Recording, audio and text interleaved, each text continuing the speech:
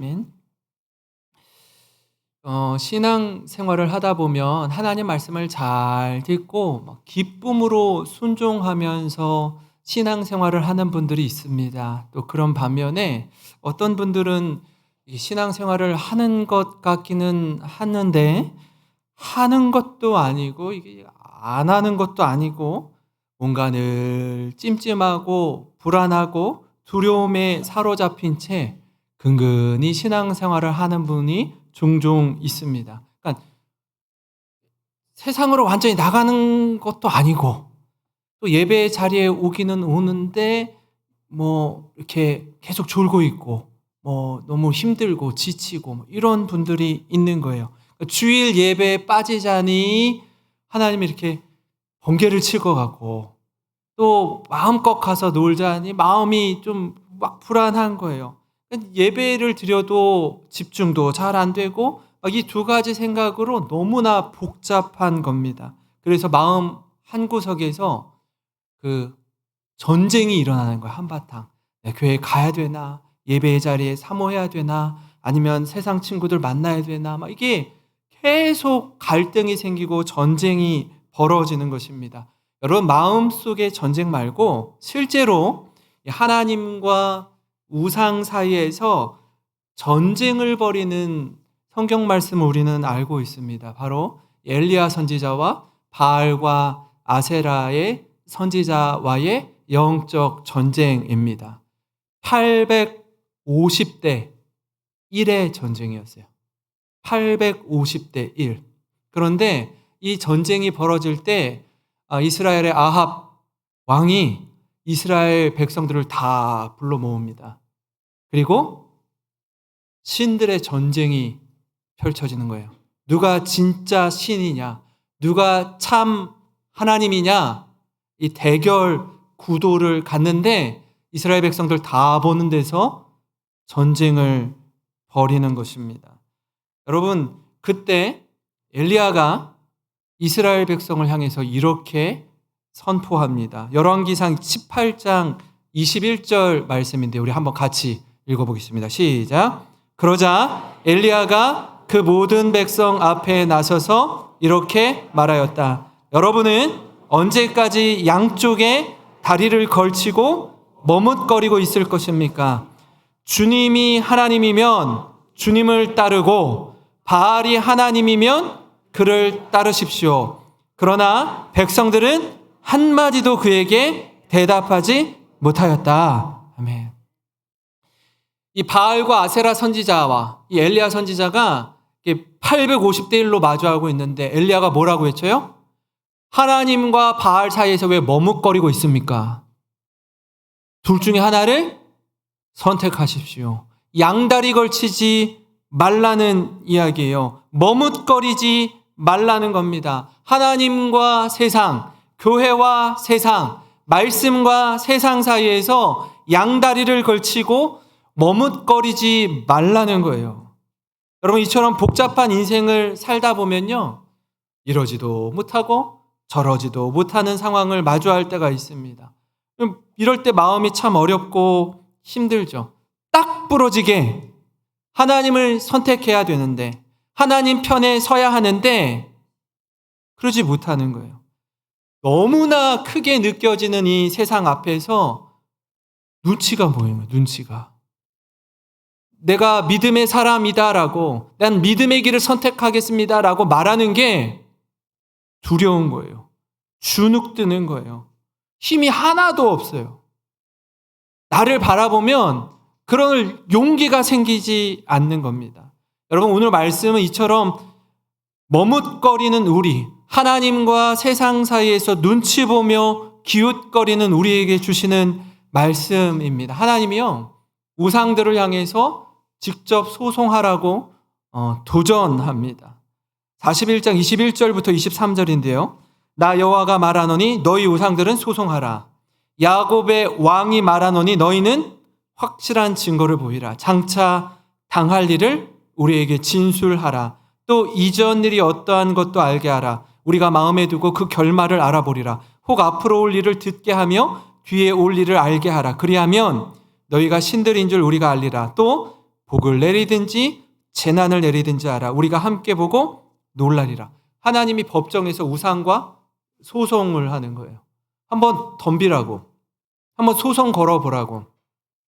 네가 진짜 신이면 과거의 일에 대해서 한번 얘기해보라고. 미래에 앞으로 다가올 일에 대해서 한번 말해보라고. 입이 있으면 말해보라고 우상에게 소송 거는 것입니다.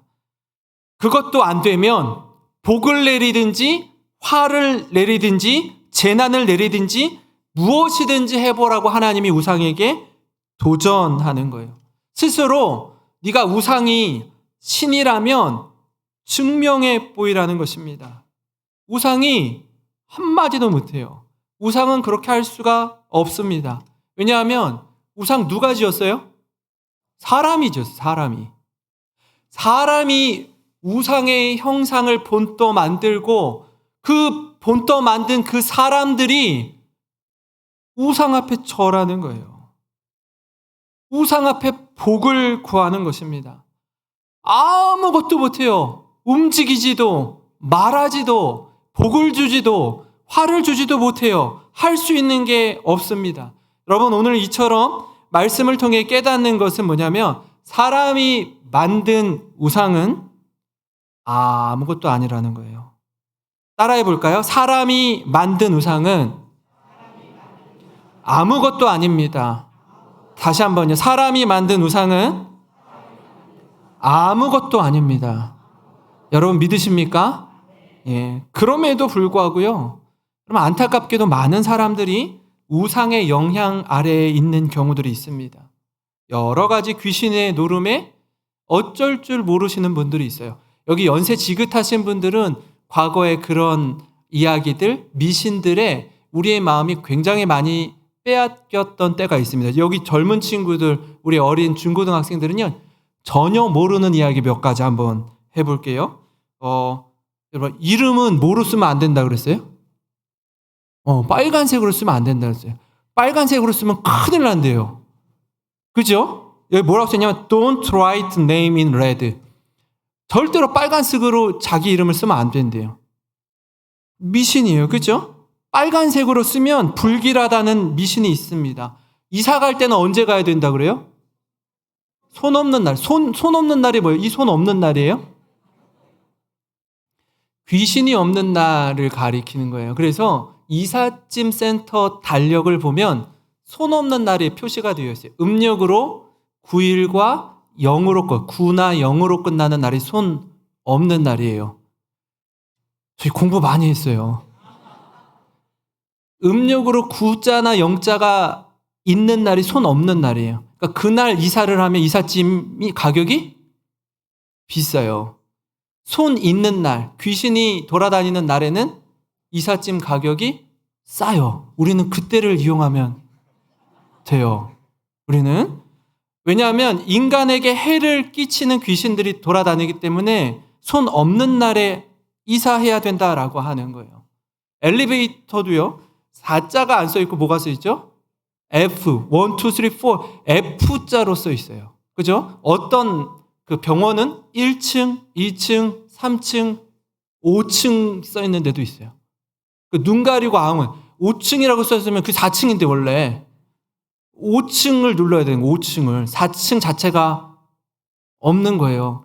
우리나라는 죽을 사여서 그 4자를 싫어해서 그렇잖아요.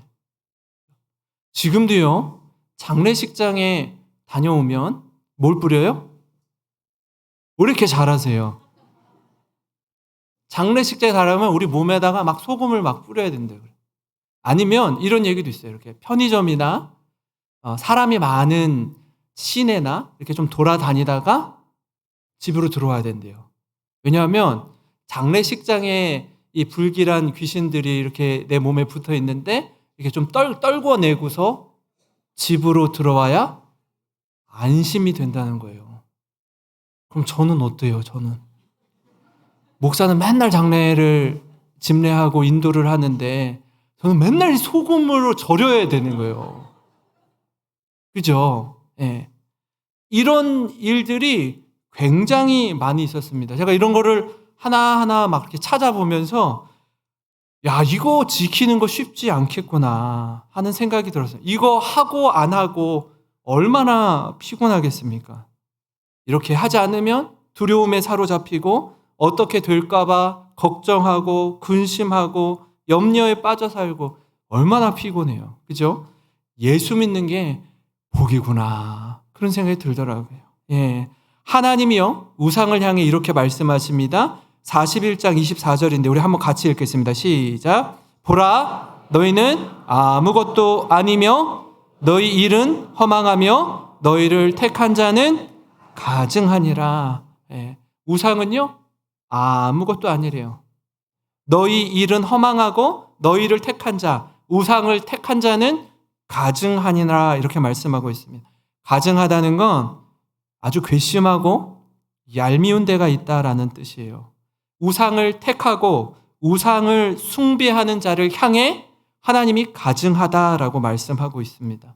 이어서 41장 29절에도 우상에 대해 하나님이 이렇게 말씀하십니다. 보라, 그들은 다 헛되며 그들의 행사는 허무하며 그들이 부어 만든 우상들은 바람이요 공허한 것뿐이니라. 아멘. 다시 말해 우상은 헛되고 허무하고 공허한 것뿐이래요. 사랑하는 성도 여러분, 하나님을 온전히 신뢰하십니까? 그렇다면요, 우상으로부터, 미신으로부터 자유하시기 바랍니다. 정말 자유하셔야 돼요. 21세기 과학시대를 살고 있다라고 하면서도 제가 지금 서두에 들은 여러 가지 미신들을 여전히 믿고 그것 때문에 두려워하고 그것 때문에 주저하는 분들이 있어요. 있어요.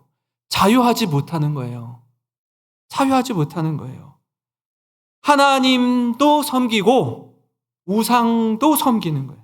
교회에서 예배는 드리지만 세상에서는 두려움에 사로잡혀 지내는 이 어리석은 자리에서 훌훌 털고 일어나 주님을 바라보시는 모든 성도님 되시길 주님의 이름으로 축원합니다.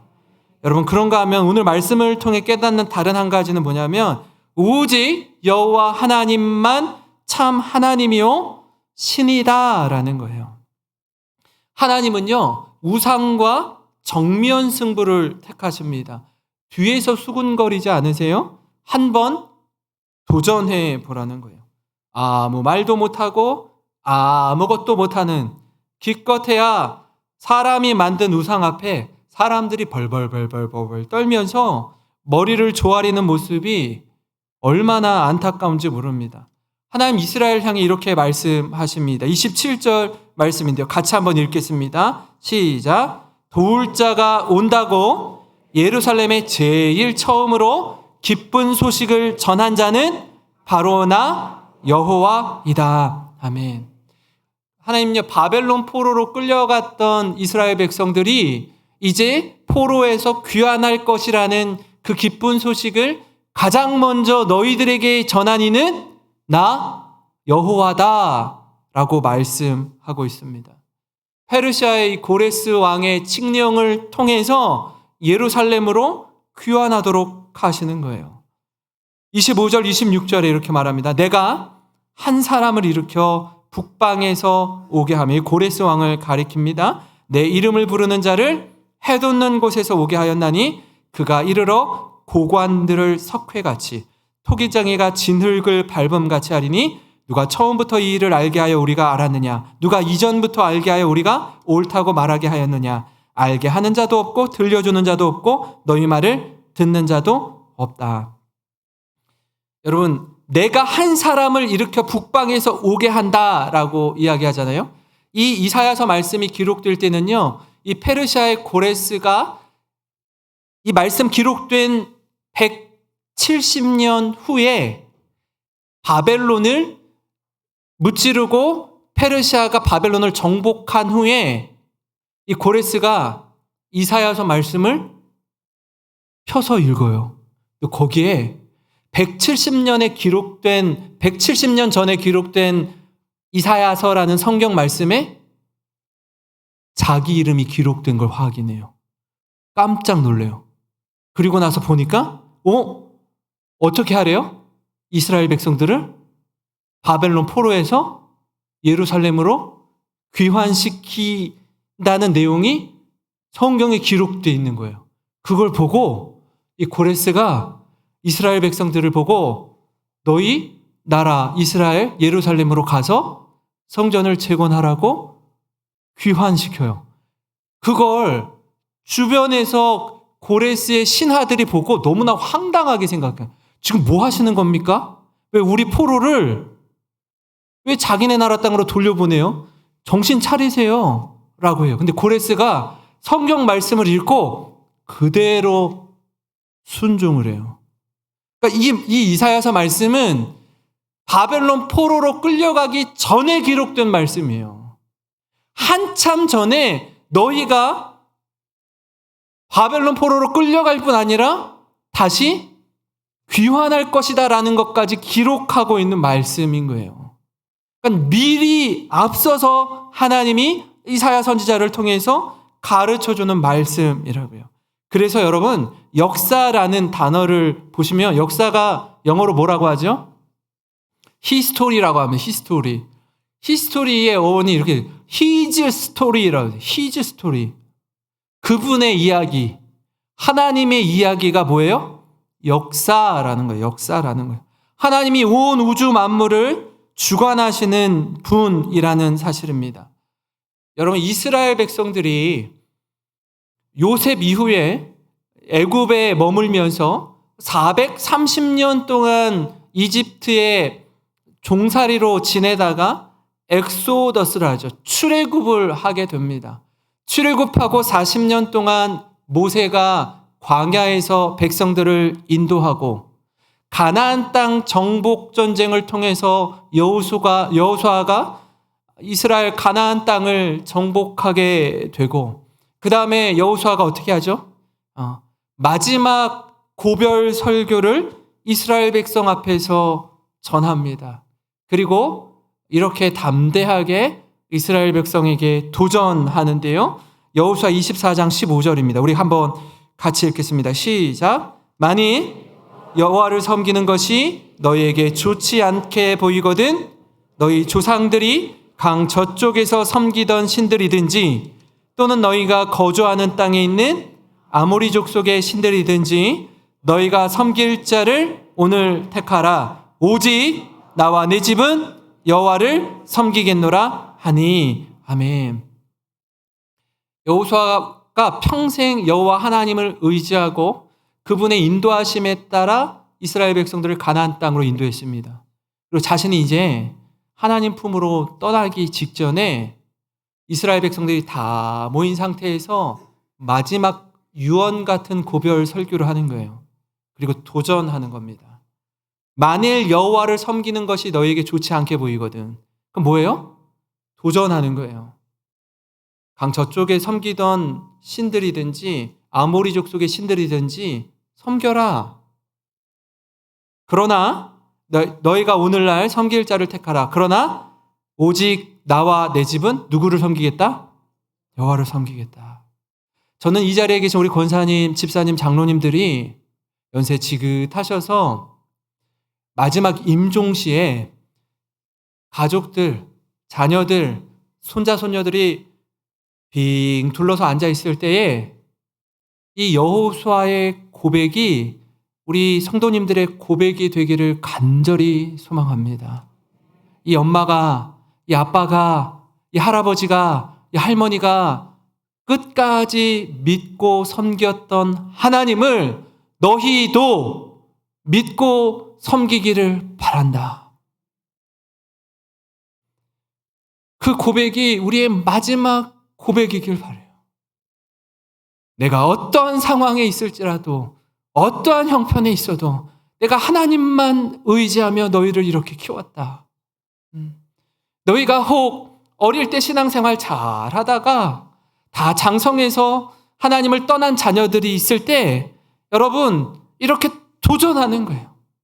내가 믿는 하나님, 내가 끝까지 따랐던 주님, 그 주님 너희도 믿기를 바란다. 이 고백이 여호와의 고백일 뿐 아니라 우리 모든 성도님들의 고백이 되시기를 주님의 이름으로 축원합니다.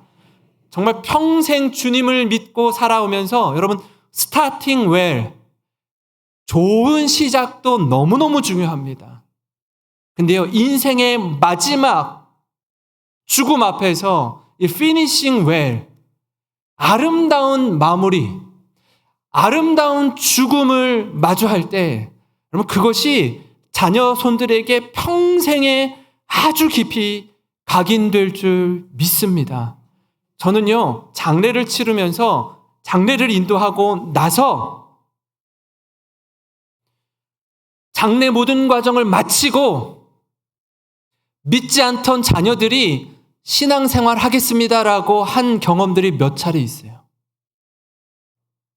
우리 어머님의 죽음, 우리 아버님의 죽음 앞에서 심경의 변화가 일어나는 거예요. 기독교 장례를 통해서 마음이 움직이기 시작하는 거예요. 죽음으로 복음을 전하는, 끝까지 내 자녀의 영혼 구원을 위해서 기도하시는 우리 모든 성도님 되시길 주님의 이름으로 축원합니다. 같이 기도드리겠습니다.